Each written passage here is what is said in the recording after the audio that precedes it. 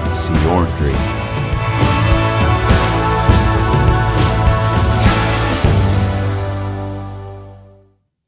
All right, welcome back to Discovering Disabilities in Dearborn. Today we have the pleasure and honor of being joined by Asad. Asad, can you tell us a little bit more about yourself? Assalamu alaikum wa rahmatullahi wa barakatuh. My name is Asad.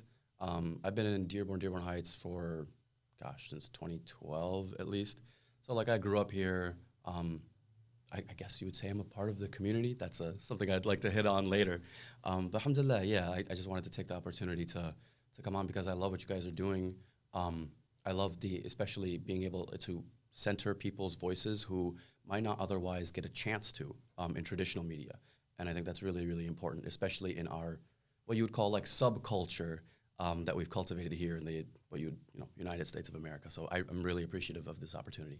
Thank you so much for the kind words, and we appreciate you coming on and sharing your story. Speaking of your story, let's start by talking about your experience being a first-generation Muslim immigrant with a disability, and we'll get into the actual disability and when you discovered you had the disability. But let's hear your experience. Sure. Yeah.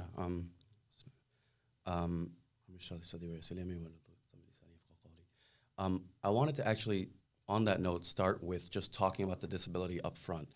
I was late diagnosed with autism and ADHD, and I wanted to start with a reminder, a disclaimer, and some definitions.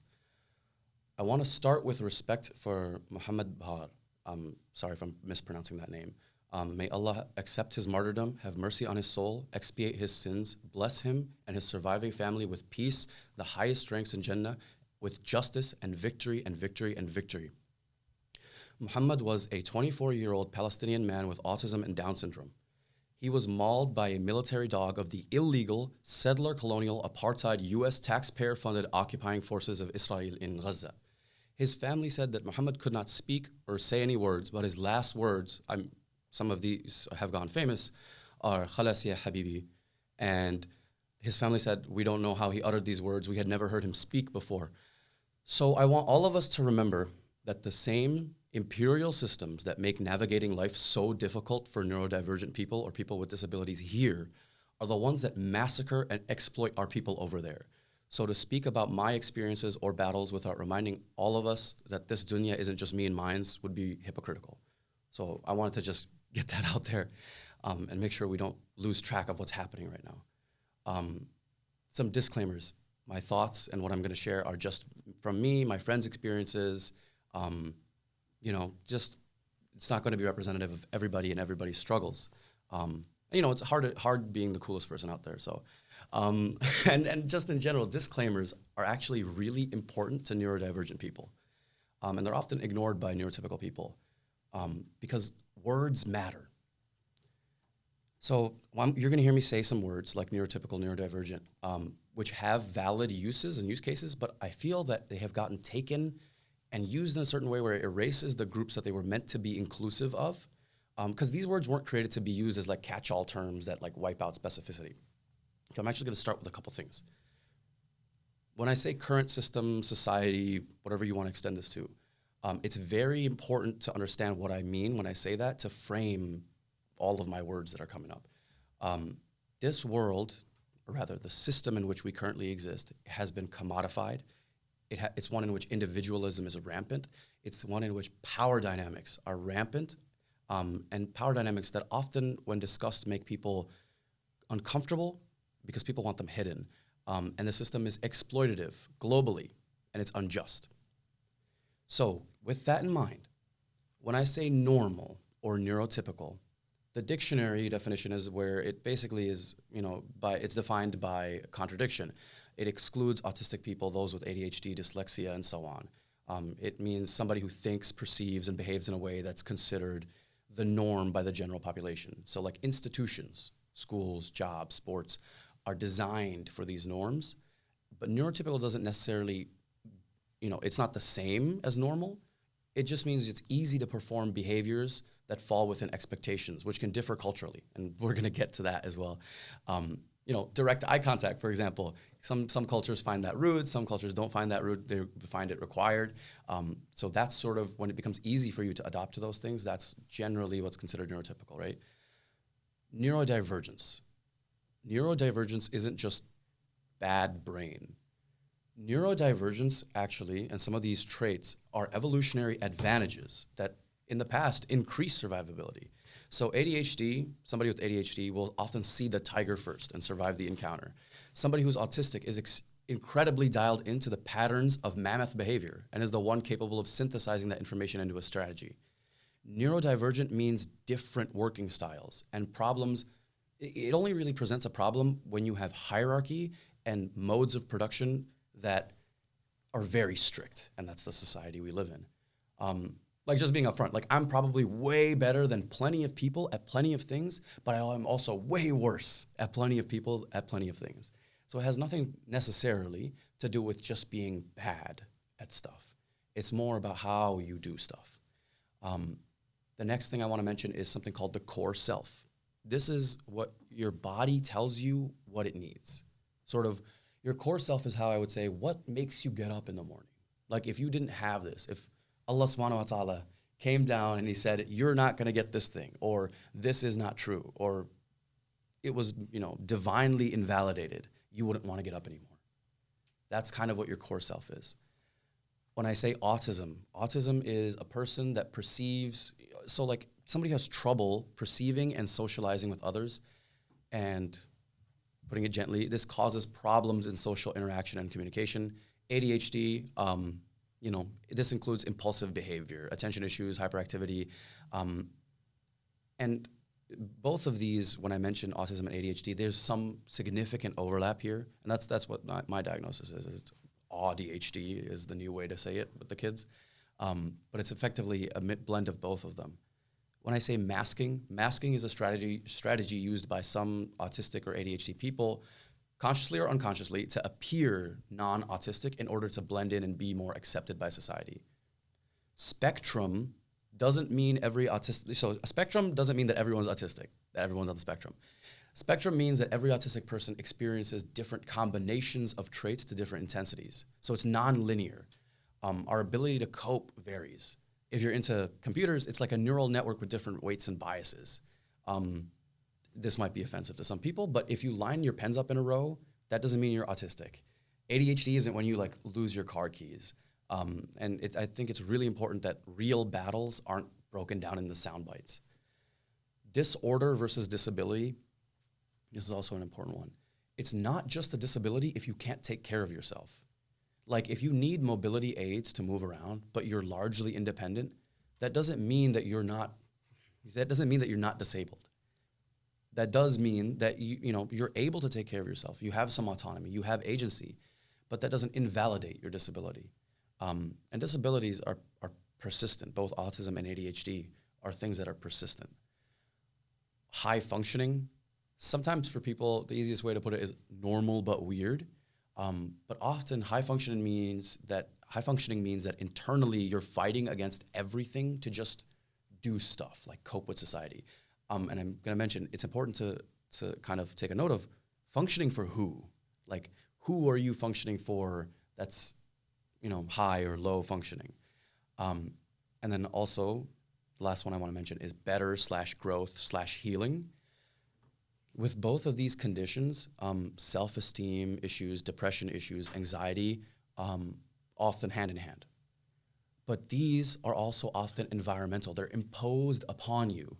So when I talk to other people, many of my friends who are also on the spectrum, much of their self-esteem, depression, anxiety issues come from the outside world, the environment. So when people talk, I've gone through several rounds of therapy and things like that. So when people talk about getting better, what specifically do we want to get better at? Or do we want to get better at closing our eyes to what's happening in the world? Or do we want to get better at something we want to do, a skill, a task, or some specific social interaction? Or is it just better for others to deal with? So now that I just wanted to get a bunch of those words out there because the way I talk also matters. You'll notice that the way autistic or ADHD people, it's the easiest way I can put it, talk, how they frame their thoughts is unique. It's not entirely unique, but it's definitely in a different pattern than what you would consider neurotypical. So me, as a first-generation Muslim immigrant, so here we're going to come back to this multiple cultures issue. I grew up, we first came here, oh God. So I first came here when I was a baby. So I was like 1.5 years old, something like that. So I grew up like right after 9/11. And I was like 5 years old. And I remember getting called a terrorist by adults when I was like in overalls and stuff, right? And then on top of that, where we moved, first I grew up in basically what is like a suburb of Detroit. So the school that I went to was, I'm not gonna say majority black, because for it was a large, my grade at least was majority black. Then I went to a majority white school, and then I went to a majority Arab school. So I've had the full gamut of cultural experiences. And the reason why I mention this is because growing up, I didn't get the social norms at school. I didn't get them at home, and I didn't get them at the masjid, or I didn't get them at the mosque either. So it was always a bit of a battle, and I didn't really know why. Late recognized ADHD, however you want to call it, late recognized means that a non-trivial part of your life is spent not understanding that much of the friction in your life is due to a disability you didn't know you were compensating for. Like you knew you were trying harder for the same things, but you didn't know why. And it makes for really, really complex grieving. And participating in things like this is part of that grieving process, actually. Some more context. If you grow up and you're, especially as like a Muslim immigrant, you're late recognized. If you make it, that means you've spent your entire life building systems for yourself to cope and then succeed, and you don't look autistic to other people. And I've gotten that a couple times. And I have to sometimes explain to them, when I'm capable of it, that it's because I've spent my whole life learning against my own will at a young age how to involuntarily mask. And then I've grown up, like, it builds bitterness in you at the world for its like irrational behavior and its hypocrisy and how it treats people. Despite our supposed values as Muslims, how do you treat people? Despite our supposed values as a country, how do you actually get treated? And so you spend a long time believing that there's something horribly wrong with you, and you feel completely not understood or accommodated. And you feel like we're coming back to that core self. You feel like your core self is different in meaningful ways. So like, I've been writing notes to myself since I was in middle school. This is a very important thing that I'll mention later. But even at like the age of like 5, you understand that your core self is different in meaningful ways from the people around you, but you don't understand because you're 5 and you're getting called a terrorist by adults. Your core self is in conflict with outside expectations. This is a very, very big deal. Especially in the Muslim community, people will assure you that everything's fine and you just have to try harder. No, you don't need a doctor, you don't need this, or whatever, you just gotta try harder. So you try harder, you try freaking hard, man. Your core self, you eventually come to see it as like a source of nonsensical demands that just makes your life harder. So like you distance yourself from it, you distrust it, you start trusting others, your parents, your friends, your, whatever, your religious leaders, and not yourself. You trust them and not yourself about how you and the world works. The best way I can describe it is that for a large portion of my life, I felt like I was a pilot inside of myself rather than like a human being. Your identity becomes predicated on earning the approval of others. So like you learn to mask, you learn to synthesize identities that like more or less work. You keep going, you like navigate through struggle and stuff. You assume, this is a big one, you assume that everyone else must also have it this tough. Like, man, it can't just be me, right? And oftentimes, people who successfully make it through this long, winding course are smart, or called smart by society. Because of course, I've been living a purely cognitive life.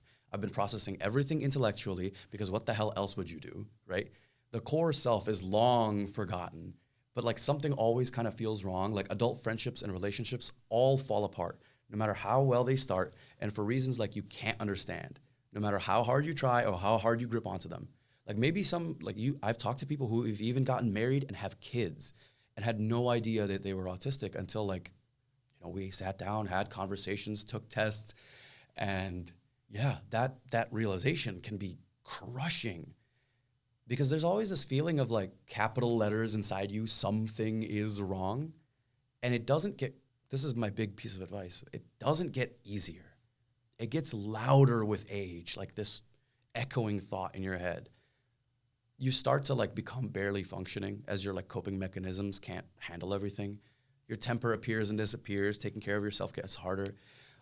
And alhamdulillah, you reach a point where something either snaps or there's a realization or a diagnosis comes and the walls have to come down.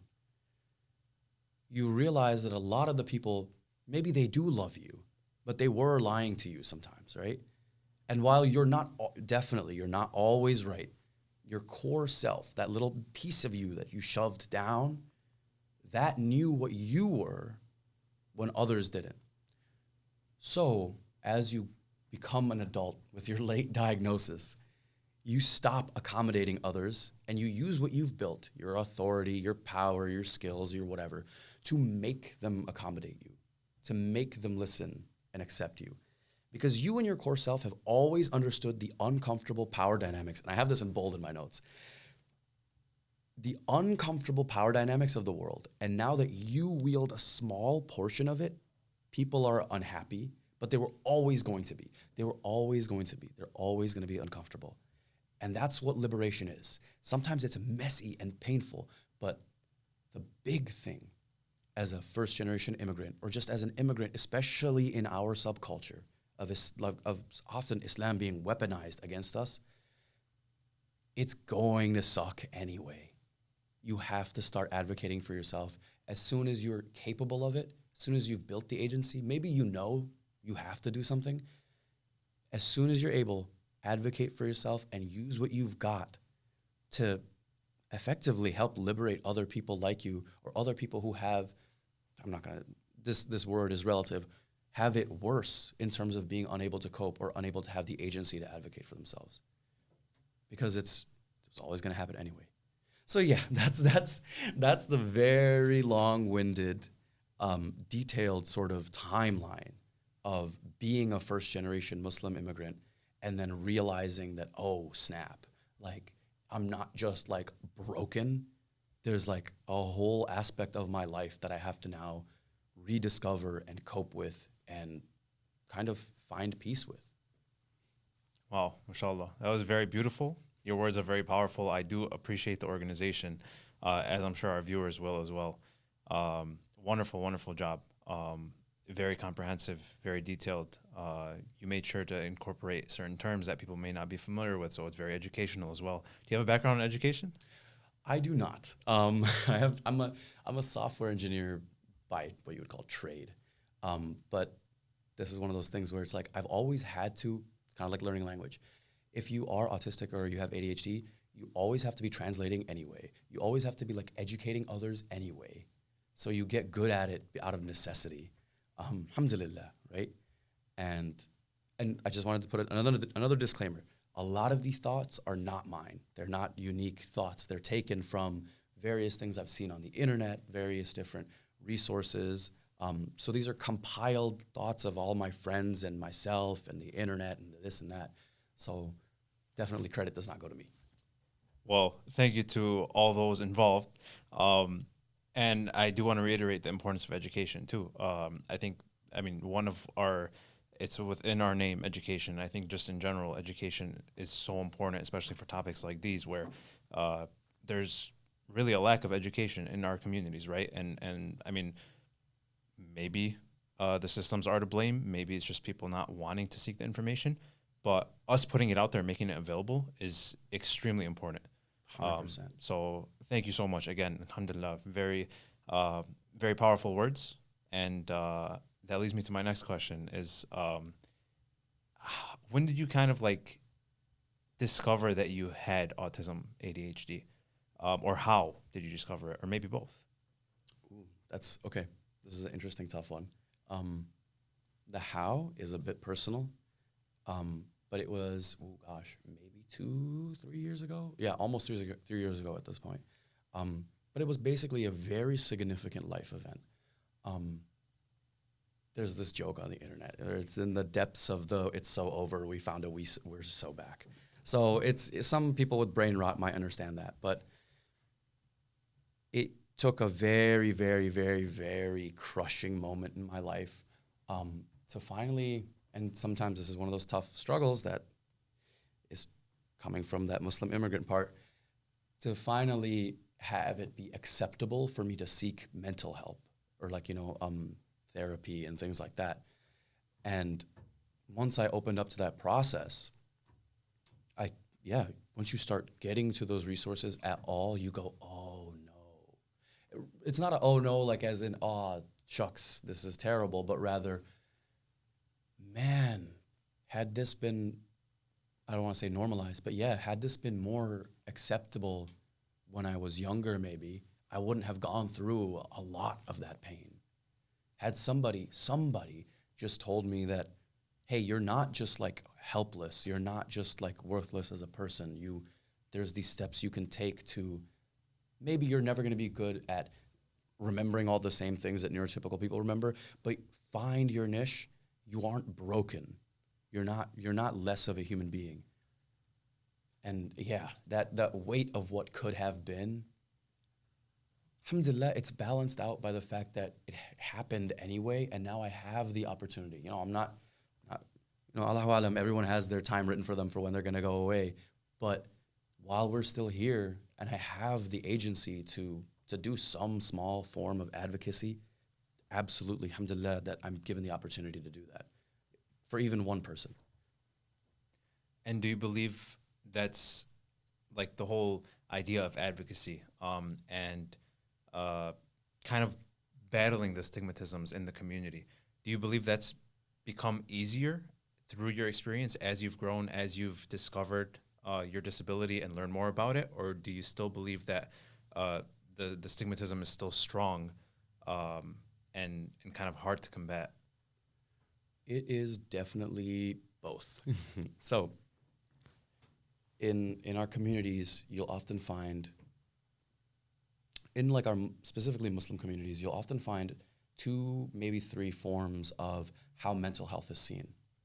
Sometimes it's seen as like, we're gonna pray it away. Like that's kind of like what you would see it as in like my parents' generation, or how my grandparents would have treated my parents. Other times you see it in the, I'm gonna use this word, liberal, but this is the literal, not the left, this is the leftist definition of liberal. The liberal viewpoint of this person is a hindrance on society in a sense, but they should be accommodated so that we don't feel bad. And this is the more new form that what is effectively like, prejudice against people who are disabled is taking.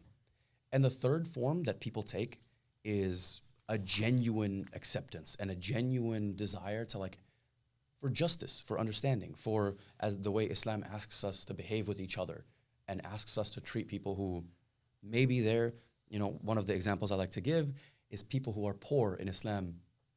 What we're asked to do is people who are poor, they shouldn't need to beg. You shouldn't even need to they shouldn't even be in a state where people know that they are poor, but rather you should give to them. And they know that their situation, inshallah, will be handled by the people who care about them genuinely. You're supposed to care about your brother and want for them better than you want for yourself, or at least as much as you want for yourself. And getting to that point is tough. So this is kind of the part where, especially people with late diagnoses, whatever. Because what's happened is you have gone through the filter, where there's filters in certain stages of life when you're young, and if you can't mask and cope and conform to society, you effectively end up accommodated, but they just kind of put you to the side and see you as less of a person, and they don't accommodate you in your growth, in your ability to do things. And so it becomes a handicap. It becomes something where you can't have autonomy. They won't give you agency. They don't trust you to do things. So if you've made it to adulthood, that means you've broken through these filters of, oh, you're not a human. But now you realize that, oh, when I talk to people who are neurotypical and I tell them I have autism or ADHD, and I tell them these things and I tell them about my struggles, it makes them uncomfortable. And they're always going to be uncomfortable, but it's one of two things. If you function well as somebody with autism or ADHD, often people get offended and they get intimidated and they want to delegitimize your experiences because it's like, well, you don't really have autism because you're not bound to a chair, or you don't blah, blah, blah, like all these various different qualifiers. If you function poorly, they just see you as like, oh, miskeen, like they just see you as like an object and less of a human. And the other reason is because in our communities as well, as somebody who is neurodivergent, it becomes nearly impossible not to call out unfair power dynamics. And it becomes hard to obey unfair power dynamics because when something isn't from, like even from the religion, this is other thing, but our deen doesn't say you just pray away somebody whose hand has been cut off, you know? So that's a whole thing to dive into, but yeah, it's a bit tough, but alhamdulillah. On that note, what are some way? Do you have any ideas for like potential ways to kind of combat the stigmatism? I know it's hard because a lot of it is rooted within religion, and people, don't see it as like something that can be changed, right? Because a lot of people are like, okay, religion is set, not changing, not fluid. What happened 1,200 years ago, however long, is not the same as what's happening now. But like religion is religion, like it can't change no matter what. Do you have any ideas for how we can kind of grow with the times while still kind of following religion and like staying on the right path? 100%. And it's going to be up to us. And this part of what you're doing is part of that step, and it's fantastic. And that's why I'm so grateful for you guys. Starting with that original question of like, what do we see when we look at like this stigma surrounding mental health in our communities, and then what solutions can come from that? There has to be sort of a breakdown into what we can do. First, there's like personal solutions, and I offer these to people who are able to sort of pass through some filters. Developing coping mechanisms and masking mechanisms. Not that you should have to, but you will find it useful anyway. Use your pattern recognition, but use your like connections between things, these cognitive threads, and write it down. This is like kind of the difference between surviving and thriving, where personally, if you're capable of it, you want to effectively do what is a mental progressive overload. Like, so it is the same concept in fitness, right? Where you can't just go to you've never worked out in your life, you go to the bench press, like 2 plates. Like you can't do that. But you start with what you can lift and then you add to it slowly. If you just do the same thing over and over, you're not really going to gain anything. So as somebody with autism, ADHD, that's able to function in our communities, we want to do what is effectively mental progressive overload. Advocacy, you show up, you perform, you have these coping mechanisms and masking mechanisms, but despite doing them, you talk about your disability, you talk about other people's disabilities, you advocate for others like you would advocate for yourself. And then education, religious studies, all these aspects that effectively give you, for lack of a better word, power and legitimacy within that system. It's hugely important in helping to, in a sense, reform these systems. Because people think that Islam is hard, like kind of like you said, it's just fixed. But Islam isn't fixed in the sense that you're going to make alterations, like you don't want to make alterations to the Quran. Right. Islam is a dynamic religion in the sense that it's the last, it's the final deen, right? And that means that there's no shot that it can't also, like it hasn't accommodated for people who are different, for people who have different challenges. And that's 100% in Islam. So learning about how we're actually supposed to treat people who have struggles with things, learning about the stories of the Prophet Muhammad ﷺ and the stories of the Sahaba and all these things has been a massive, massive boon to then advocating for mental health. And you'll find this especially useful with people's parents. You'll run into other roadblocks for sure, because ultimately you'll find, and this is just my opinion, ultimately you'll find that it's not Islam that's the issue, it's people's cultures and cultural ideas of what should be. And even this I will call pseudo-tradition. This is not from what you would call our people's long-term tradition, because honestly, our people's long-term tradition should be and was for a large part of history Islamic.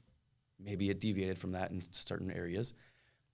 But then what I call pseudo-tradition is very recent. The little blip in history in which we live and the last couple generations have lived, and a lot has changed since then in how people see mental health in a negative way. And now we're finally able to sort of uncover how you'll find the writings of old Islamic scholars like Imam Ghazali and all these things. You'll see a lot of interesting things. You'll be like, yeah, this sounds new. This sounds like it's from this time, or it's progressive even for this time, especially when it comes to mental health and how a person is supposed to think about things.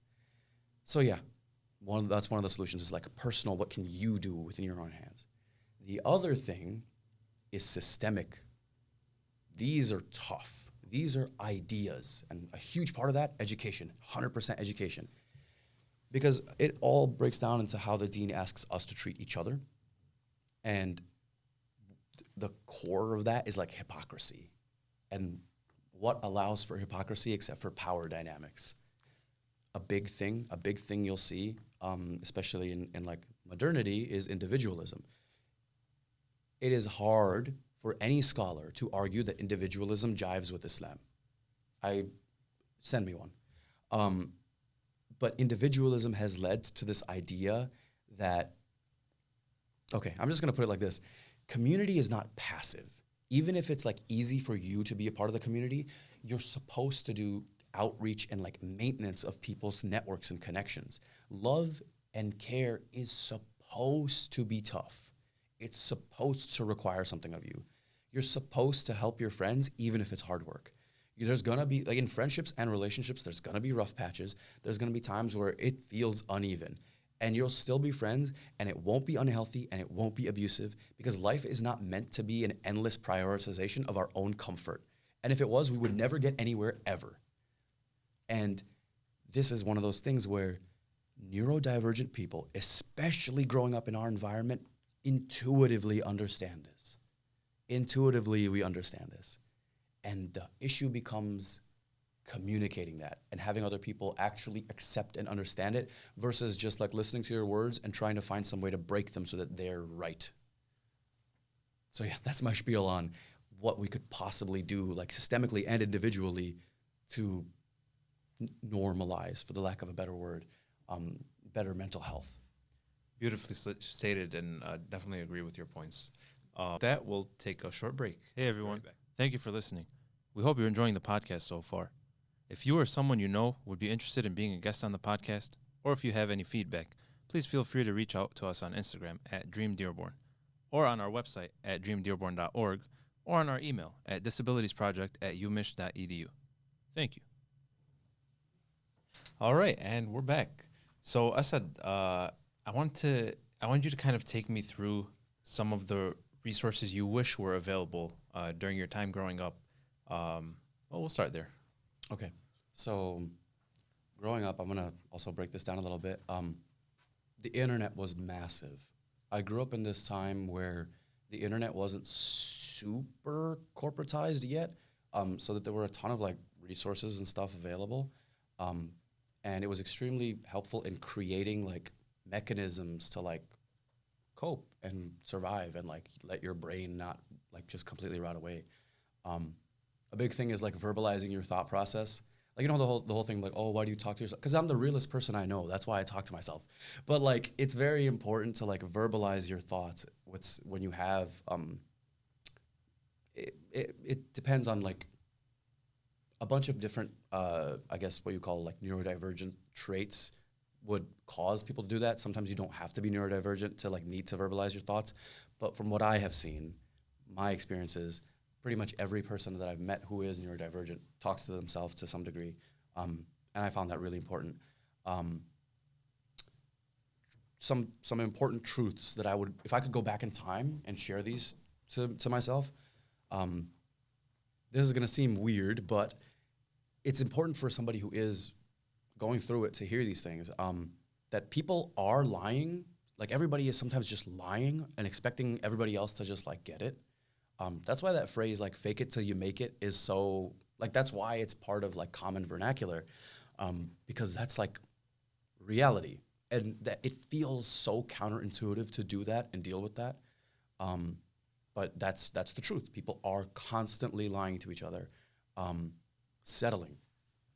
If you aren't neurotypical and yet you're high functioning, you're going to be told to settle a lot, especially because most likely you are a person who has a very few amount of like core needs that drive you, and you're very, very clear on what those are. You know yourself. But other people will want to invalidate that, and invalidate your needs, and will ask you to settle over and over and show you that it's so much easier to settle and accept less, and never do that. And I'm not saying that to cause conflict. I'm saying that because you will not be happy when you settle. Anybody else involved in that situation won't be happy because you will, you're not going to be able to handle that situation. And I think that applies pretty universally in the sense that if somebody doesn't want that thing, whatever it is, school, work, relationship, whatever, it comes through, man. Like how you feel about something comes through. So don't settle for less.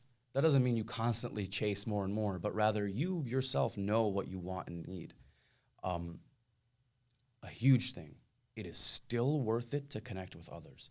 Even if you're punished for being genuine occasionally, even if there's embarrassment, with all these like qualifiers, it's still worth connecting with others, despite heartache and pain, because that's the whole reason that we as human beings are alive. We're not here to make money, eat McDonald's, and die. Well, you shouldn't be eating McDonald's anyway, it's on BDS.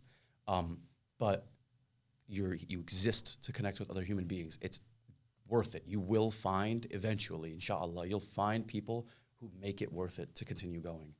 A big thing that I would mention to myself, don't take enabling yourself too far. This is that same idea of progressive overload of like, if you make it so easy for yourself to cope and never challenge yourself, your brain will regress. Your brain's also a muscle in the literal sense that it needs to be taxed. That doesn't mean take it to the extreme where you're harming yourself. But you yourself know, as somebody who is neurodivergent, often we are in tune with that aspect of ourselves. So yes, push yourself. Another big one is like over-explaining, because sometimes you feel like if somebody isn't getting it, you just didn't explain it right, and it's your fault. But this is a very important thing. Sometimes it's important to just ask like, hey, what are you in this conversation with me for? Because a lot of the time, people aren't in it because they actually care to learn or understand. They're in that conversation with you to be right and to win. And continuing to go down that path is not fruitful. And you will get frustrated, and it will harm you.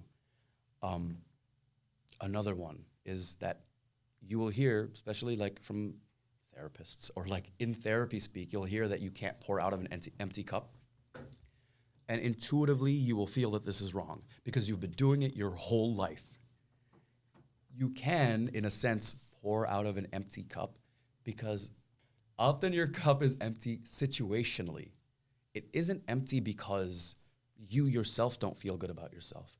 It's empty because there are tangible, real things that are affecting you, real things that you can't have or you're lacking, real things that are harming you that you currently don't have agency over. If you did, you would have changed them.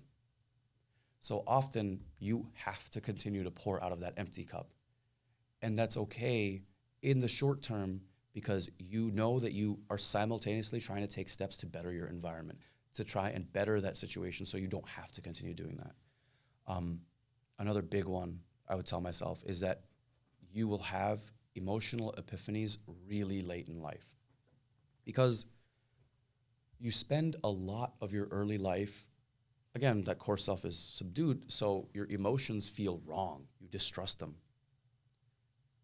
So much later, you come to this like weighted realization of like, oh, this is why I was bullied, or why people disliked me, or yada yada. And I'm kind of on that note, like, you're gonna forever be afraid of hurting others, even when you know that they kind of see you as lesser, especially if you tell them that there's like something wrong with you. If you tell them that you're not neurotypical, and you know, for however it comes up, you're still going to be afraid of hurting them, and they aren't going to feel as bad. They just aren't. And sometimes you will be put in that position anyway. So keep that in mind. Keep in mind how it feels to be on the other end of it. Because at the end of the day, we're human beings. We're going to hurt each other at some point. But if you've been through these experiences, you'll know that at least you're trying, and at least you're kind of a kind person. Big thing, spaces. If I could go back and tell myself one big thing, it's get yourself into certain spaces. Activism is a massive one, because as a person who is neurodivergent, you're going to have what is called justice sensitivity. Or rather, you are acutely aware of a lot of hypocrisy, and you're also acutely aware of how people ignore it.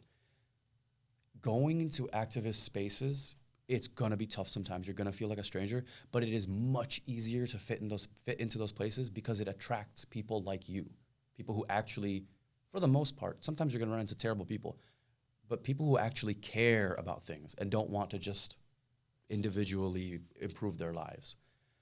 Traditional spaces, if you're going into traditional spaces, whether that be religious spaces or not, it's gonna require some facilitation. Sometimes you got to know somebody who's already in there or not. Sometimes you can just show up if it's an open event. Don't be afraid to do that a couple times. Don't be afraid to kind of get there, get involved, show up.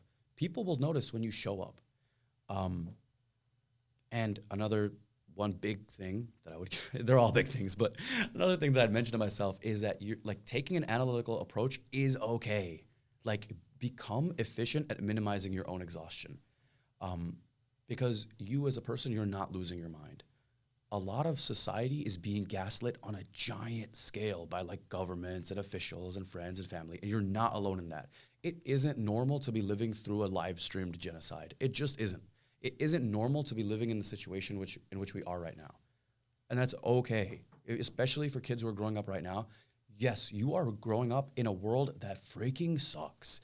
And you realizing that and being hurt by that is not the problem. The problem is the world. When you're in conversations with what you would call neurotypical people, listen and absorb that conversation. And a big thing, this is what I would tell kids, write it down.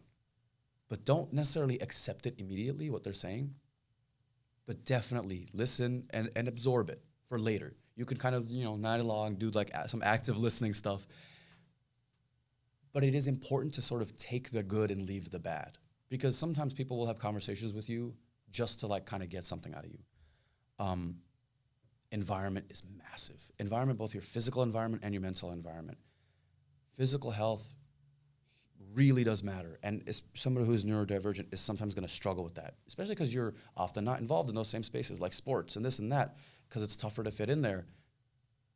It's going to be something you have to put active effort into, but it really, really, really does matter. Depression and anxiety are also these things where there's a huge overlap. A lot of it's environmental, but taking some small steps to sort of better yourself, to better your environment, to do some self-care. We laugh, or I laugh, but it is very important to kind of keep up with those things, even if you're in school or studying or working. This is just a random one. Categorize and like collapsible lists, massive. Find a program that'll let you do collapsible lists. It's so much easier. Kind of going back to that point about like having conversations with people, it's okay to say to that person straight up, why do you want to have this conversation? Like, what do you seek to gain? Like, if this is like kind of, it feels like somebody's trying to argue with you. Like, no, seriously, like, what do you seek to gain? What is your end goal here? Is it just to like invalidate what I feel or want to do? Is there like a specific thing that you want out of this conversation? Sometimes they're going to be upset with that. And you don't have to explain yourself over and over to like get on the same page. You can kind of just say like, it's okay, you're allowed to be wrong. Or like, no, I understood you and you're entitled to be wrong. And it's okay. People will say sometimes that that these behaviors are weird, but they're gonna say that anyway. So it's okay to like make little boxes in your head for people and things to like, categorize them and make it easier for yourself cognitively to go through life. And I kind of want to go down the list of like what I have specifically for kids. Kids, sure. Notes is massive, massive, massive. Especially when you're young, take notes. Use, make a WhatsApp chat with just yourself, or actually use Signal or whatever, right? There's a Keep, I think it's Google Keep, but there's plenty of others. There's Obsidian and various other notes things. Use voice transcription if you need to.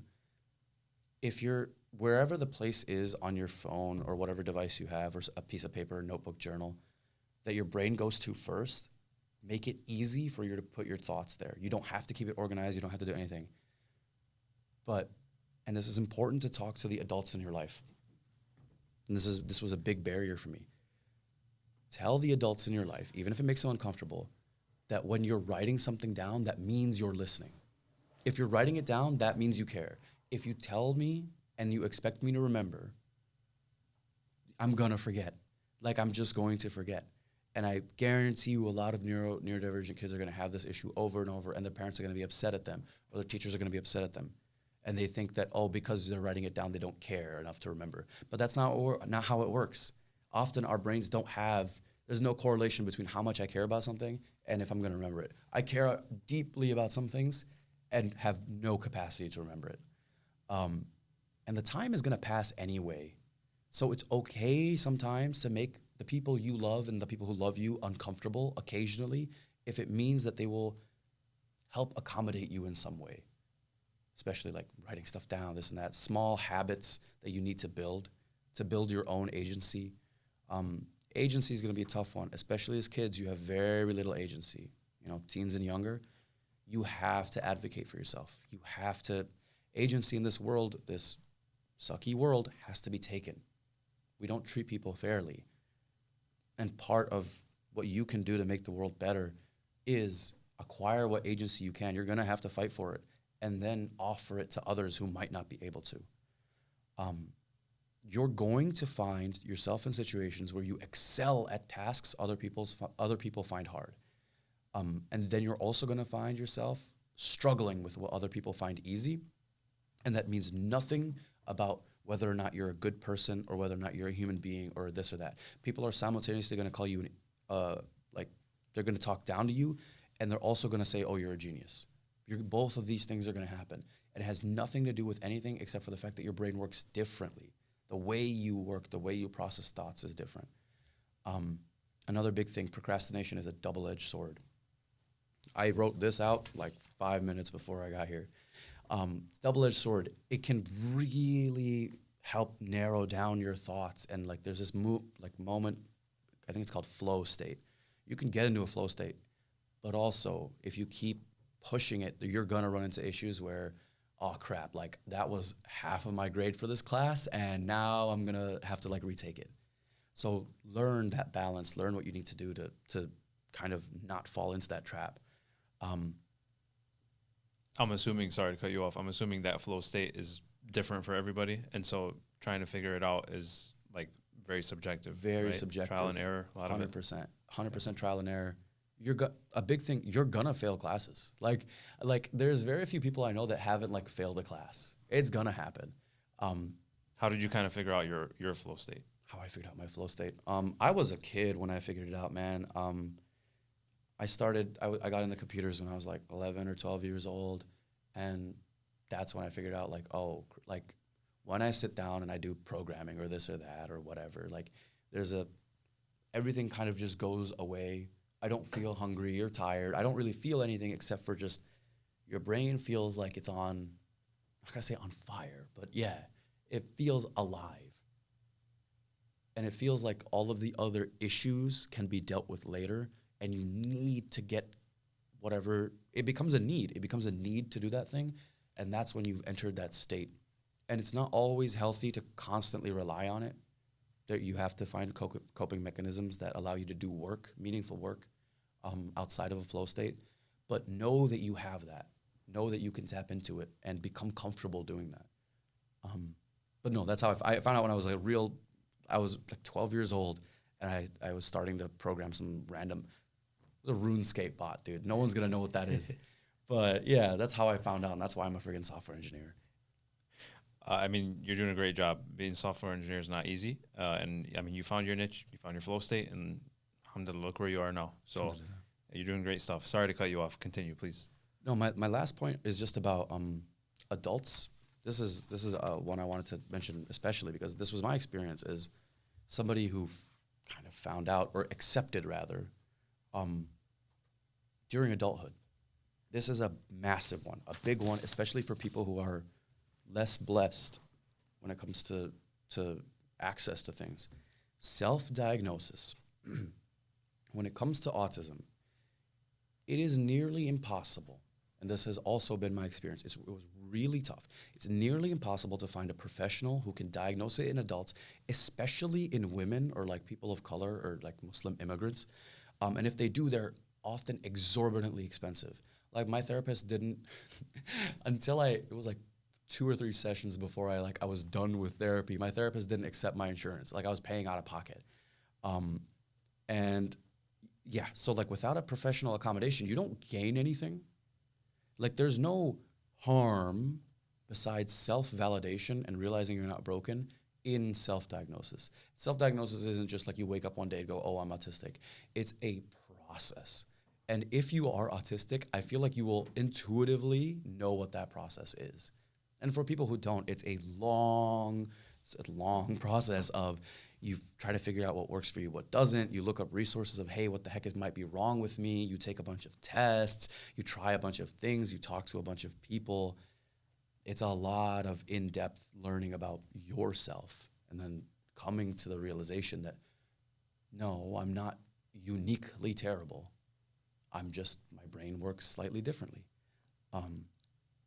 Sensory issues and social anxiety, saying that you have sensory issues and social anxiety as an adult currently is way more accepted. It's way easier as an adult to be like, oh, I have sensory issues than to say that you're autistic. Like, especially in like professional environments, it sucks, but it's like kind of a bit of a cheat code. The other thing is like, we don't live in a perfect world. There's a ton of provider bias and issues with healthcare, and time is fleeting and people are like fighting to survive. If you're an adult and you know that you relate to some of these things that I've said, look into it, spend a little bit of time on it, but don't see it as something that now is a crutch for you or something that now makes you less. Absolutely not. Because you've made it this far, right? You made it this far despite the world not being made for you. So take what time you do have to sort of craft the environment, at least around you and your friends, that you need to help yourself do better. It's kind of like losing weight. Losing weight, if you're surrounded by like cookies and candy and like delicious food all day, gonna be hell to lose weight. The easiest way to lose weight is to just not have terrible stuff in the fridge and then have like little alternatives that hit that same spot. And you can do that same thing with like your mental health. And the last point is parents. Parents of kids who might be on the spectrum or might have ADHD or have some other, oh no, my kid is weird moment. Or the teachers are saying, no.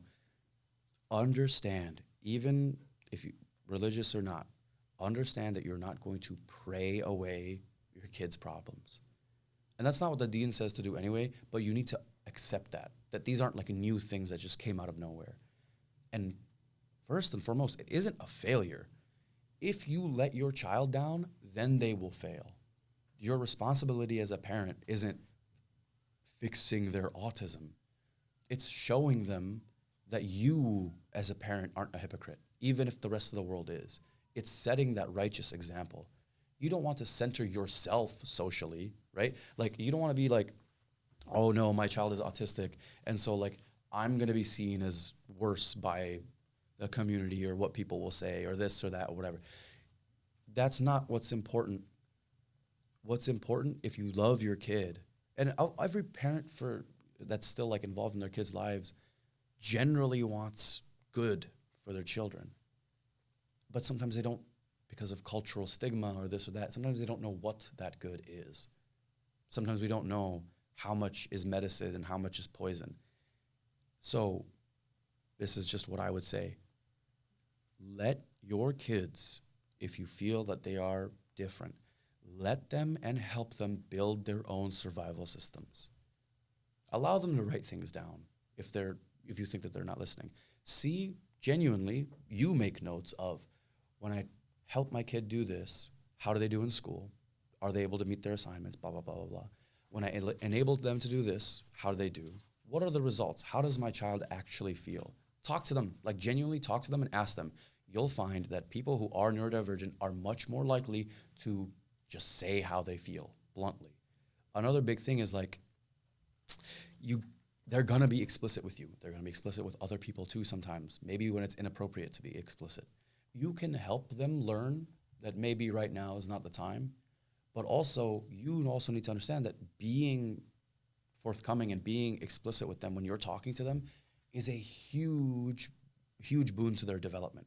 If they see you as somebody who doesn't hate them for who they are, especially as their parent, especially as somebody that they are gonna look up to and are gonna be influenced by, that's gonna be massive for their mental development. And also understand that they're not gifted or geniuses and they're not broken. They're human, they're insane. So that's all you have to do. No parent is gonna be perfect. You're gonna make mistakes, your kid's gonna make mistakes. And that's fine. We're all humans. How you deal with it and how you recover and how you continue to love each other, that's the part that matters. Wow. Thank you so much for sharing. Like I was telling you during the break, this is like the most organized, most like powerful statements I've seen from people in general that who are not educators, right? Like I mean, and I mean that in the sense of like not an official like teacher, right, or professor, but like we're all educators in our own right, right? But no, honestly, thank you so much for everything you've shared with us, and you know, encouraging parents, and children, caregivers, whoever, especially those who have disabilities, right? Whether they find out early that they have any kind of disability, not just autism, ADHD, or whether they find out late, encouraging them to kind of find within themselves what makes them who they are, how they can grow from those experiences, and kind of show the world that, hey, the disability doesn't define me, right? Like, I'm here for a purpose, and my purpose is no different than your purpose, right? We're all in this world, we're all on this earth together, and we're gonna make a difference, and we're gonna make it better. So no, honestly, thank you so much. Great job. And if you have any final comments or words before we transition to the dream segment, feel free to discuss them. Otherwise, we can transition. So, do you have any? No, I'm just thankful for the opportunity to sort of share these things, and I hope it helps even one person. Alhamdulillah, I'll be happy with that. But no, yeah, that was pretty much everything I got. Alhamdulillah. Thank you so much. I'm sure a lot of people will benefit from this for sure. Do you have any way where people can like reach out to you if they need like extra support or extra advice or extra words of encouragement? Yeah, especially if you're struggling with, any of these aspects, and there's a couple of places.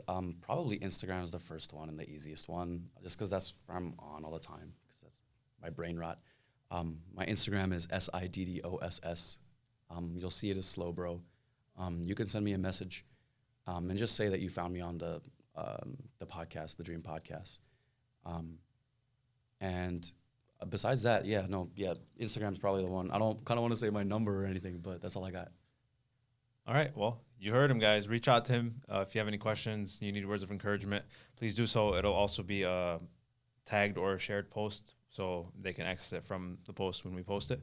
And without further ado, we'll get to our dream segment now.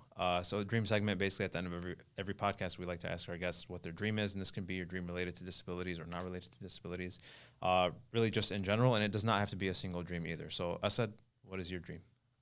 It's easy, alhamdulillah. My dream is liberation for Palestine, for Sudan, for Congo, for Yemen, for Kashmir, for all oppressed people, Muslim or non-Muslim, across fi kulli makan, right? Like, that is my dream. Because liberation means not just from occupation, not just from imperialism. It means from also a lot of these systems, like I started this with, that oppress us as humans, as insan, as individuals, and break us down into archetypes of this is normal and this is not. It's that idea that makes it okay for somebody to murder a family in cold blood with a drone strike. And that's the idea that we have to break. And that's my dream. So inshallah, we'll see real liberation, inshallah, in our lifetimes. But if not, then may we be given the ability to, with our hands, contribute to it.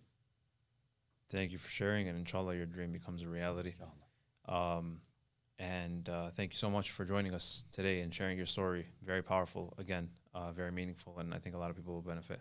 And a huge thank you to all of our viewers watching at home. Please make sure to follow us at Dream Dearborn. That's on Instagram, Facebook, and TikTok, and you can visit our website at dreamdearborn.org. Until then, we'll see you on the next episode.